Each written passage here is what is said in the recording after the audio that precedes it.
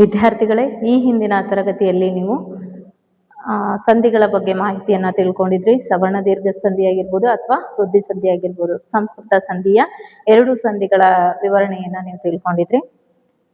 Next ಇವತ್ತಿನ ವಿಡಿಯೋದಲ್ಲಿ ಒಂದು ವೃದ್ಧಿ ಸಂಧಿ ಮತ್ತೆ ಎಂಡ್ ಸಂಧಿಯ ಬಗ್ಗೆ ಮಾಹಿತಿಯನ್ನ ನಾನು ನಿಮಗೆ ತಿಳಿಸ್ಕೊಡ್ತೀನಿ. ಅದಕ್ಕೂ ಮುಂಚೆ ಯಾರು ಸಬ್ಸ್ಕ್ರೈಬ್ ಅನ್ನ ಮಾಡಿಲ್ಲ, ದಯವಿಟ್ಟು ಸಬ್ಸ್ಕ್ರೈಬ್ ಅನ್ನ ಮಾಡಿ, ಒಂದು ಲೈಕ್ ಕೊಡೋದನ್ನ ಮರಿಬೇಡಿ. ಒಂದು ವೃದ್ಧಿ ಸಂಧಿ. ಹಾಗಾದ್ರೆ ಏನು ವೃದ್ಧಿ ಸಂಧಿ ಅಂದ್ರೆ ನೀವು ತಿಳ್ಕೊಂಡಿದ್ರಿ ಹಿಂದಿನ ತರಗತಿಯಲ್ಲಿ. ಸವರ್ಣ ದೀರ್ಘ ಸಂಧಿ ಅಂದ್ರೆ ಏನು, ಆಯಾ ಅಕ್ಷರದ ದೀರ್ಘಾಕ್ಷರಗಳು ಬಂದ್ರೆ ಏನಂತ ಹೇಳಿ ಕರ್ತೀವಿ, ಸವರ್ಣ ದೀರ್ಘ ಸಂಧಿ ಅಂತ ಹೇಳಿ ಕರ್ತೀವಿ. ಫಾರ್ ಎಕ್ಸಾಂಪಲ್, ಆ ಪ್ಲಸ್ ಅ ಇಸ್ ಈಕ್ವಲ್ ಟು ಆ ಪ್ಲಸ್ ಅ ಇಸ್ ಈಕ್ವಲ್ ಟು ಆ, ಉ ಪ್ಲಸ್ ಉ ಇಸ್ ಈಕ್ವಲ್ ಟು ಉ, ಇ ಪ್ಲಸ್ ಇ ಇಸ್ ಈಕ್ವಲ್ ಟು ಇ ಅಂತ ಹೇಳಿ ತಿಳ್ಕೊಂಡಿದ್ರೆ. ಅದೇ ರೀತಿಯಾಗಿ ಗುಣಸಂಧಿಯಲ್ಲಿ ಕಾರಗಳಲ್ಲಿ ಹೆಲ್ಪಿಂಗ್ ವರ್ಬ್ಸ್ ಲಾಸ್ಟ್ ಅಲ್ಲಿ ಏನಿರ್ಬೇಕು, ಎ, ಓ ಮತ್ತೆ ಅರ್ಕಾರ ಅಂತಕ್ಕಂಥದ್ದಿದ್ರೆ ಅದು ಗುಣಸಂಧಿ ಅಂತ ಹೇಳಿ ಹೇಳಿದ್ದೆ ನಾನು ನಿಮ್ಗೆ. ಇವತ್ತಿನ ದಿನದಲ್ಲಿ ಏನನ್ನ ಸ್ಟಾರ್ಟ್ ಮಾಡೋಣ ಮಕ್ಳೇ ನಾವು.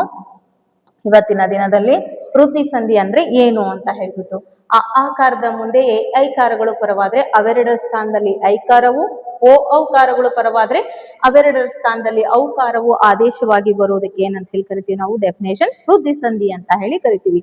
ಯಾವುದಕ್ಕೆ ಹೆಲ್ಪಿಂಗ್ ವರ್ಬ್ಸ್ ನೀವು ನೆನಪಲ್ಲಿ ಇಟ್ಕೋಬೇಕು ಅಂತ ಹೇಳಿದೆ ನಾನು. ಆಕಾರಗಳಿಗೆ ಏನು ಕಾರಗಳು ಪರವಾಗಿ ಬರಬೇಕು, ಎ ಐಕಾರಗಳು, ಎ ಮತ್ತೆ ಐಕಾರ ಇವೆರಡು ಬಂದಿದ್ರೆ ಏನಾಗುತ್ತೆ, ಐಕಾರ ಏನಾಗುತ್ತೆ,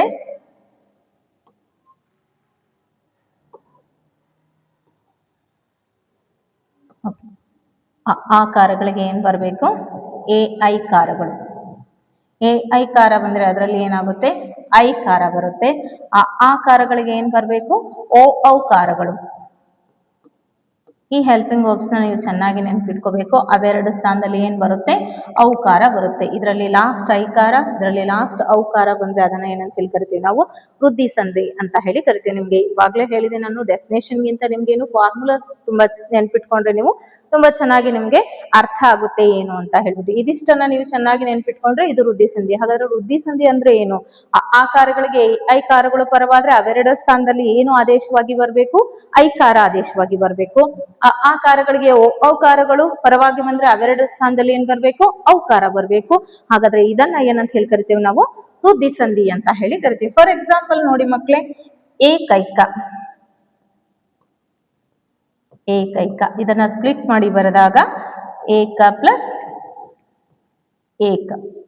ಹಾಗಾದ್ರೆ ಇಲ್ಲಿ ಏನು ಹೆಲ್ಪಿಂಗ್ ವರ್ಬ್ಸ್ ಅಂತು, ಆ ಅಂತಕ್ಕಂಥದ್ದು, ಎ ಅಂತಕ್ಕಂಥದ್ದು. ಹಾಗಾದ್ರೆ ನಿಮ್ಗೆ ಕೊಟ್ಟಿದ್ದಾರೆ ಆ ಮತ್ತೆ ಏಕಾರ ಇದ್ರೆ ಏನ್ ಬರ್ಬೇಕು, ಅವೆರಡರ ಸ್ಥಾನದಲ್ಲಿ ಐಕಾರ ಬರ್ಬೇಕು. ಯಾವಾಗ್ಲೂ ನೀವು ಸ್ಪ್ಲಿಟ್ ಮಾಡಿ ಬರೆದಾಗ ಓ ಇದು ಈ ಸಂಧಿ ಆಗುತ್ತೆ, ಇದು ಈ ಸಂಧಿ ಆಗುತ್ತೆ ಅಂತ ಹೇಳಿ ನಿಮ್ಗೆ ಗೊತ್ತಾಗುತ್ತೆ. ಕೆಳಗಡೆ ಇರ್ತಕ್ಕಂತಹ ಹೆಲ್ಪಿಂಗ್ ವರ್ಬ್ಸ್ ತುಂಬಾ ಇಂಪಾರ್ಟೆಂಟ್ ಆಗುತ್ತೆ. ಹಾಗಾದ್ರೆ ಪೂರ್ವ ಪದದ ಕೊನೆಯ ಅಕ್ಷರದ ಹೆಲ್ಪಿಂಗ್ ವರ್ಬ್ಸ್, ಉತ್ತರ ಪದದ ಮೊದಲನೇ ಅಕ್ಷರದ ಹೆಲ್ಪಿಂಗ್ ವರ್ಬ್ಸ್ ನ ತಗೊಂಡು ಏನಾಗುತ್ತೆ ಅಂತ ನೋಡುವಾಗ ಐಕಾರ ಬಂದ್ರೆ ಹಾಗಾದ್ರೆ ಇದನ್ನ ಏನಂತ ಹೇಳಿ ಕರಿತೀವಿ ನಾವು, ವೃದ್ಧಿ ಸಂಧಿ ಅಂತ ಹೇಳಿ ಕರಿತೀವಿ. ಹಾಗಾದ್ರೆ ನೆಕ್ಸ್ಟ್ ನೋಡಿ, ಇದು ಒಂದು ದಿವ್ಯೌಷಧ. ನೆಕ್ಸ್ಟ್ ಒಂದು ದಿವ್ಯೌಷಧ. ದಿವ್ಯೌಷಧವನ್ನ ತಗೊಂಡಾಗ ಇದನ್ನ ಸ್ಪ್ಲಿಟ್ ಮಾಡಿ ಬರೆದಾಗ ದಿವ್ಯ ಪ್ಲಸ್ ಔಷಧ.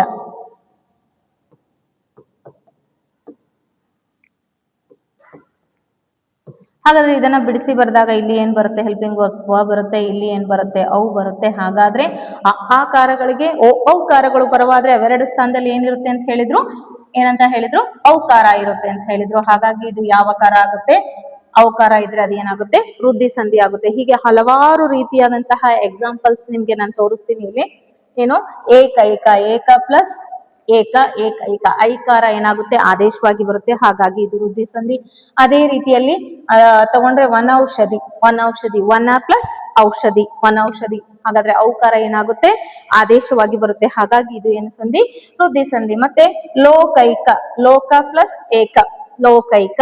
ಹಾಗಾದ್ರೆ ಇದು ಏನಾಗುತ್ತೆ, ಐ ಅಂತಕ್ಕಂಥದ್ದು ಆದೇಶವಾಗಿ ಬರುತ್ತೆ. ಇದನ್ನ ವೃದ್ಧಿ ಸಂಧಿ ಅಂತ ಹೇಳಿ ಕರಿತೀವಿ. ಹೇಗೆ ನೀವು ಗುಣಸಂಧಿಯಲ್ಲಿ ಒಂದಿಷ್ಟು ಫಾರ್ಮುಲಾಸ್, ಸವರ್ಣ ದೀರ್ಘ ಸಂಧಿಯಲ್ಲಿ ಒಂದಿಷ್ಟು ಫಾರ್ಮುಲಾಸ್, ಇದ್ರಲ್ಲಿ ಒಂದಿಷ್ಟು ನೆನಪಲ್ಲಿ ಇಟ್ಕೊಂಡ್ರೆ ಇದು ಇಂತಹ ಸಂಧಿ ಅಂತ ಹೇಳಿ ಯಾವುದೇ ರೀತಿಯಾದಂತಹ ಕನ್ಫ್ಯೂಷನ್ಸ್ ಇಲ್ಲದೆ ನೀವು ಅದನ್ನ ಐಡೆಂಟಿಫೈ ಅನ್ನ ಮಾಡಬಹುದು. ನಿಮ್ಗೆ ಇದು ಅರ್ಥ ಆಗಿದೆ ಅಂತ ಹೇಳಿ ತಿಳ್ಕೊಳ್ತೀನಿ ಮಕ್ಕಳೇ.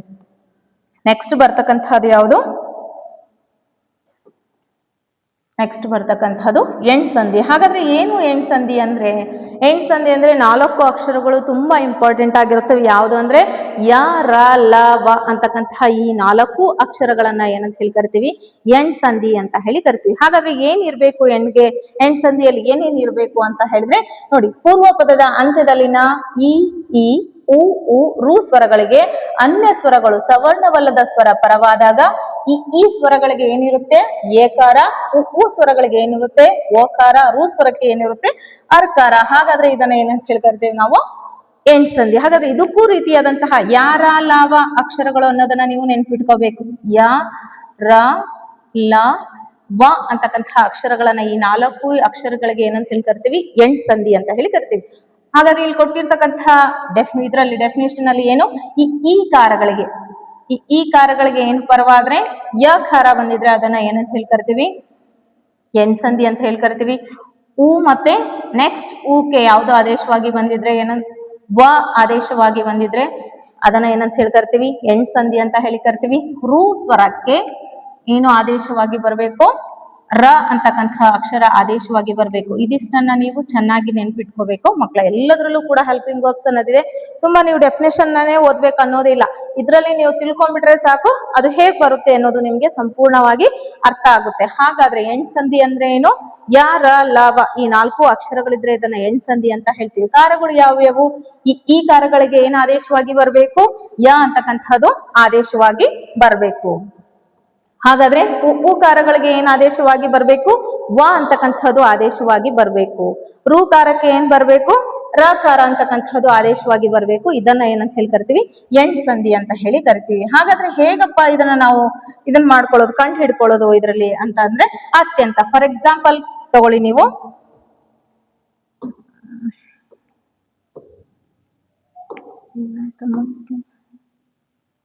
ಕ್ಯಾನ್ಸಲ್ ಮಾಡು. ಹಾಗಾದ್ರೆ ಎಂಡ್ ಸಂಧಿಯಲ್ಲಿ ಇರ್ತಕ್ಕಂತಹ ಯಾವುದು, ಅತ್ಯಾಸೆವನ್ನ ತಗೊಂಡು ಸ್ಪ್ಲಿಟ್ ಮಾಡಿ ಬರೆದಾಗ ನೋಡಿ, ಅತಿ ಪ್ಲಸ್ ಆಸೆ, ಅತಿ ಪ್ಲಸ್ ಆಸೆ, ಅತ್ಯಾಸೆ. ಇದು ಯಾವುದಕ್ಕೆ ಎಕ್ಸಾಂಪಲ್ ಆಗುತ್ತೆ, ಎಂಡ್ ಸಂಧಿಗೆ ಎಕ್ಸಾಂಪಲ್ ಆಗುತ್ತೆ. ಹಾಗಾದ್ರೆ ಇದರಲ್ಲಿ ಇರ್ತಕ್ಕಂಥದ್ದು ಯಾವುದು, ಈ ಕಾರ ಅಂತಕ್ಕಂಥದ್ದು ಬರುತ್ತೆ. ಇದರಲ್ಲಿ ಪ್ಲಸ್ ಆ ಅಂತಕ್ಕಂಥದ್ದು ಬರುತ್ತೆ. ಅತ್ಯಾಸೆಗೆ ಈ ರೀತಿಯಾದಂತಹ ಎರಡು ಸೇರುವಾಗ ಏನಾಗುತ್ತೆ, ಯ ಕಾರ ಆಗುತ್ತೆ. ಇದು ಯಾವುದಕ್ಕೆ ಎಕ್ಸಾಂಪಲ್, ಹಾಗಾದ್ರೆ ಎಂಡ್ ಸಂಧಿಗೆ ಎಕ್ಸಾಂಪಲ್. ಅದೇ ರೀತಿಯಾಗಿರ್ತಕ್ಕಂಥದನ್ನ ಸುಮಾರು ರೀತಿಯಾದಂತಹ ಒಂದಿಷ್ಟು ಎಕ್ಸಾಂಪಲ್ಸ್ ಅನ್ನ ನೋಡಿ ಮಕ್ಕಳಿಗೆ ಇಲ್ಲಿ ಕೊಟ್ಟಿದ್ದಾರೆ.